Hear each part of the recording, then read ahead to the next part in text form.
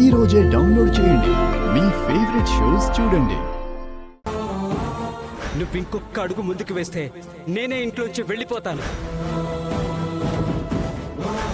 తన కడుపులో పెరుగుతున్న బిడ్డకి తండ్రి నేనే అన్న గ్యారంటీ ఏం లేదులే అన్నయ్య.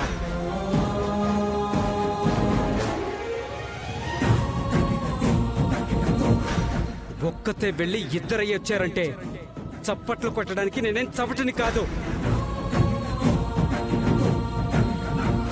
మీరు దయ చూపచ్చేమో గాని నేనైతే బయటికే దారి చూపిస్తాను.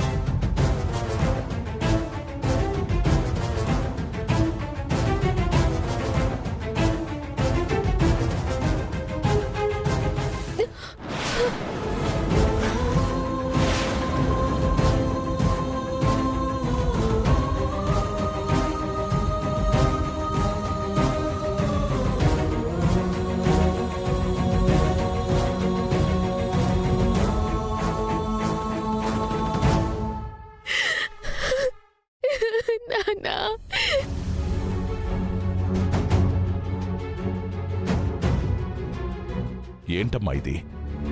అసలేం జరిగిందమ్మా? చెప్పమ్మా. కీర్తి, ఏమైందమ్మా? అసలెందుకింత దారుణానికి ఒడిగట్టావమ్మా?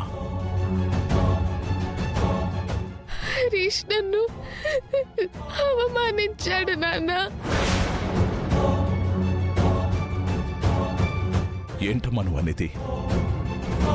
తనన్న మాటలు విని నా గుండె పగిలిపోయింది. నాకు బతకాలనిపించట్లేదు నాన్న. కీర్తి, ఈ నిర్ణయం తీసుకునే ముందు నీకు నీ తండ్రి గుర్తుకు రాలేదమ్మా? చెప్పాను కదమ్మా, అక్కడ నీకే సమస్య వచ్చినా మన ఇంటి తలుపులు తెరిచే ఉంటాయని. వాడికంటే నువ్వు అక్కర్లేదేవమ్మా, కానీ నీ తండ్రికి నువ్వు కావాలమ్మా. బిడ్డలు పుట్టేదాకా తల్లి కడుపులో ఉంటారు, కానీ ఆడపిల్లలు పుట్టాక తండ్రి గుండెల్లో ఉంటారమ్మా. నీకేమైనైతే ఈ గుండె ఆగిపోతుందమ్మా.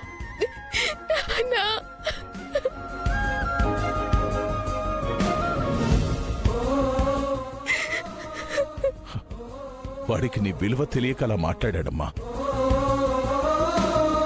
అయినా నేనందుకే అన్నాను కదమ్మా, అలాంటి అలగ జనాలతో సంబంధాలు వద్దన్నది.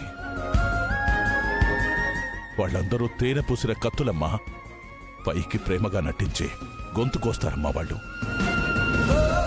మేం కన్నవాళ్ళం కదమ్మా, కఠినంగా ఉంటాం. మిమ్మల్ని కాపాడుకోవాలి కాబట్టి. పదమ్మా. అసలు అర్హత లేని వాడిని పెళ్లి చేసుకుని తప్పు చేశావు. నువ్వు కాదమ్మా ఏడవాల్సిందే, వాడు. పదమ్మా, మన ఇంటికి వెళ్దాం. పదమ్మా.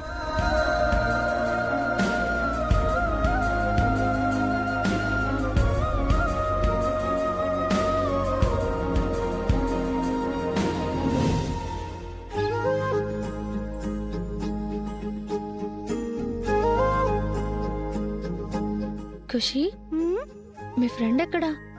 కనిపించట్లేదు. బయటే ఉన్నాడమ్మా, పిలవనా? పిలు. సరే.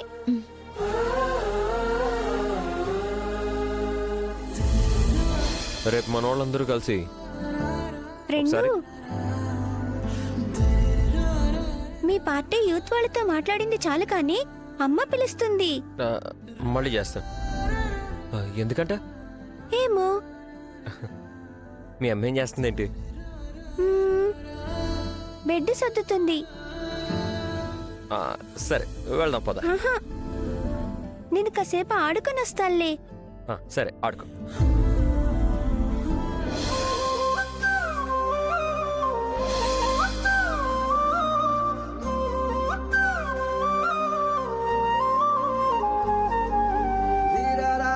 ఆహా, అంతా రెడీ చేస్తుంది.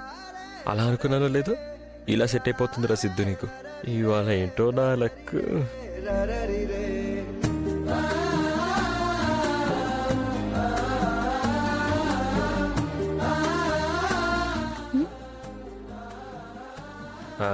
ఏంటి తులసి, నా కోసం ఎదురు చూస్తున్నావు? అవునండి. చాన్నాళ్ళకి కదా. రండి కూర్చోండి. పర్లేదు తులసి, పర్లేదు. పగలైనా సరే ఖుషిని పంపించేసి బాగానే ప్లాన్ చేసావు. అన్నయ్య వదినల ప్రాబ్లం సాల్వ్ అయింది కదండి. ఇప్పుడు ఆనందంలో ఉన్నాయి కదా నన్ను పిలిచావు. అవునండి. వదిన అన్నయ్య దగ్గరికి వెళ్ళిపోయింది కాబట్టి ఇక మీరు కూడా నిజం చెప్పేయాలి.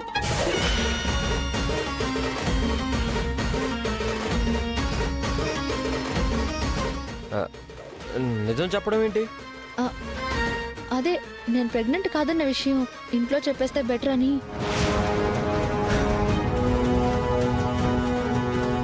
ఏం మాట్లాడుతున్నావు తులసి?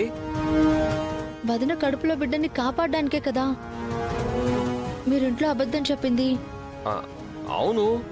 మరిప్పుడు వదిన అత్తారింటికి వెళ్ళిపోయాక ఇంకా ఈ అబద్ధం నేనెందుకు మోయాలి? అంటే ఇది చెప్పడానికా నన్ను పిలిచింది? అవును. మీరేమనుకున్నారు? వాళ్ళిద్దరూ కలిసిపోయిన ఆనందంలో నేను చెప్పిన ఆనందాన్ని నిజం చేయడానికి పిలిచావేమోనని నేను ఊహల్లో తేలిపోతున్నాను. అది నిజం చేయాలన్నది మీరు మర్చిపోతే బెటర్. ఇదిగో నువ్వే మనసు మార్చుకుంటే బెటర్ అని నా అభిప్రాయం. ఇంతకీ మీరు ఆ విషయాన్ని ఇంట్లో చెప్తారా లేదా? అసలు ఎలా చెప్తాను తులసి? ఇప్పటికే కీర్తిని అత్తారింటికి పంపించామన్న విషయం తెలిస్తే నాన్న ఎలా రియాక్ట్ అవుతాడోనని కంగారు పడుతున్నాను. ఇప్పుడు నీ ప్రెగ్నెన్సీ కూడా ఫేక్ అని తెలిస్తే మనకి ఫస్ట్ శత్రువు మా అమ్మే అవుతుంది. అలా అని ఎంతకాలం దాస్తాం? అది నాకు కూడా తెలియదు తులసి. ఇప్పుడు చెప్తే క్షమిస్తారేమో కానీ ఇంకా ఆశలు పెంచేసి నా కడుపున రేపు వంశాంకురం పుడతాడని, వారసుడొస్తాడు అని కలలు కంటున్న వాళ్ళకి మనవుడో మనవరాలో పుడతాడని ఎదురు చూసే టైంకి ఇదంతా అబద్ధం అని తెలిస్తే మాత్రం పరిస్థితి చాలా దారుణంగా ఉంటుంది. అందుకే కదా తులసి నేను ఇదంతా ఆలోచించి విశ్లేషించి పరిశోధించి పరిష్కారం కూడా చెప్పాను.